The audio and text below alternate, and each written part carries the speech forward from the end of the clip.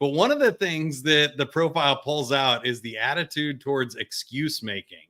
And I think this is revolutionary for a lot of people, and sometimes one that can be a little hard to hear as well. Tell me about this excuse index and how you've seen people respond to this profile as you've rolled it out to hundreds of thousands of people.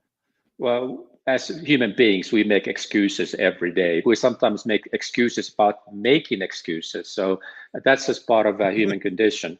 So Yeah. what we measure with the sales capacity assessment is the current level excuse making. So if you're a sales manager, you probably hear excuses from your sales folks frequently. That's my experience when I talk to sales leaders that, hey, my team is making some excuses. But this tool actually quantifies the level of excuse making. It's a very easy to interpret score from 0 to 100. You want this score to be low. It's called a sales excuse index. Lower the index, the better it is. And by the way, Mike, North American average score is 35%. And that means in practice that an average salesperson only are selling about 65% of the time. Other 35% of the time, they are focusing on something else. Some of that may be necessary, administrative things and so on, but typically it really tells that the person is procrastinating with the sales activities. People own their score. They when they look at it, say, hey, that's me. I've seen a few exceptions, but those exceptions are when somebody's scoring 80 or higher, meaning that they really are making a lot of excuses.